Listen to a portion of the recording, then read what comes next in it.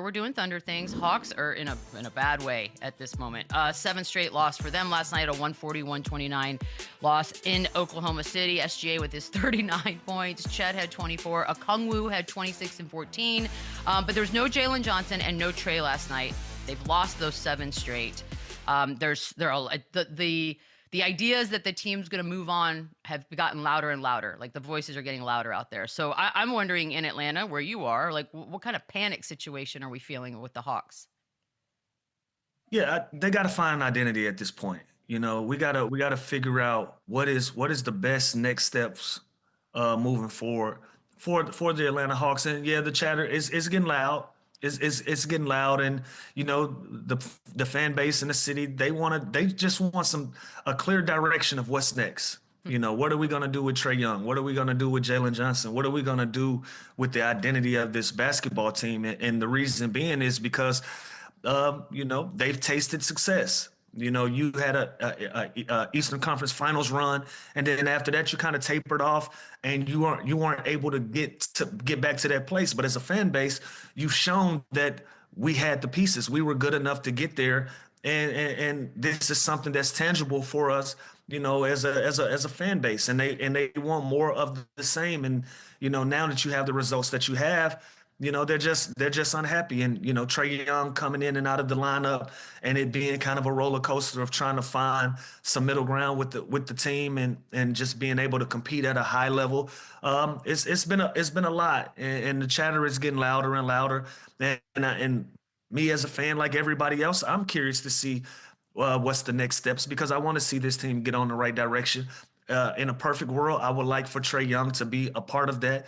But you know how the NBA works. When you get into your eighth season and up, and you don't really get the results that you want, it may be time to look in a different direction. So, I would be happy for Trae to be happy wherever he is, whether that's in Atlanta or whether that's somewhere else, to get a fresh start and get a new opportunity for him to be the great player that he is, and start seeing the results of that.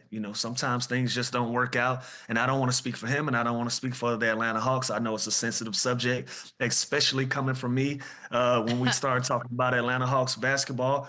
But ultimately, I just want to see him happy, and I want to see the Atlanta Hawks be successful at the same time. So if those two things can happen collectively, that would be ideal. But at this point, it's looking like Trae is going to have to find somewhere else to be happy, and Atlanta is probably going to have to move on and create a new identity. But that's not for me to decide.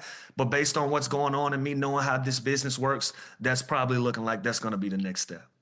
I mean, look, Mark Stein's name's on it. It's not even one of those like anonymous. I will say this though too, as a fan, it's still pretty vague. It's not, hey, they're definitely going to move him. It's well, they're more open now than they've ever been to moving him. So you're still kind of like, okay, but part of that, Yeah. and these are some of the other words that are being thrown around, is the idea that Anthony Davis is someone that they're looking at, and that you would pair him up with Jalen Johnson if this is what it's going to look like moving forward.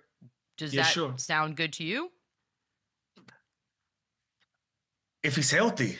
Like Yeah, we're well. we're having a conversation about AD, and he's hurt right now as we speak, and that's become kind of the topic of conversation surrounding Anthony Davis. Like, we know how good he is, we know how great of a player he is when he's available, when he's on the floor. That's just not consistent enough for me to be excited about it as an Atlanta Hawks fan. Obviously the name rings a bell, and that makes you happy, and you see the emergence of Jalen Johnson, and how well he's been able to play, and people in the Atlanta area feel like he's an up and coming star. He's going to be somebody that you can build with and build around as well. But if Anthony Davis is that person, I would just note that he's just not healthy enough for us to be really, really excited for that to be the move. But we could use some star power in the city. And if he's available, like I said, he's a top five, top 10 big to me in the league when he's healthy. But that is a huge caveat for Anthony Davis. Like I said, we're talking about someone who's in street clothes as we speak. So, Hmm. are they real suitors? Does that swing the needle to somewhere where the Hawks feel like this gives us a better opportunity to win basketball games? If he's not on the floor, I don't think so. And the counter to that too is that the reports are that Dallas would not be interested in getting Trae Young back. So that's you Yeah. got to work out some math in that way. This one I Yeah. thought was interesting because he's the number one pick. Um, Risacher, like that's a young dude. He's averaging 9 in the month of December. But I also feel like he's been there for 5 minutes. So does that feel like a little premature to even entertain the idea of moving him?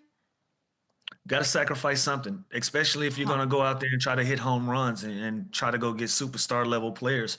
You got to sacrifice something, and you got to be willing to play ball. You got to give something to get something in this league. And I really like the young fella.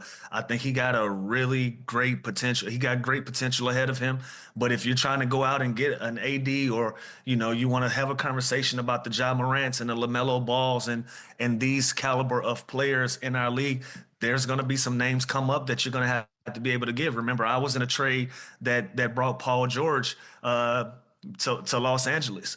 As a response to that, you lose a guy like a SGA in that conversation. So you see the potential in guys, but sometimes you're in a win now situation where, like, I want to start seeing the fruits of my success and fruits of my labor right now. And that puts you in a position to put these guys on the board. And Risacher is no different.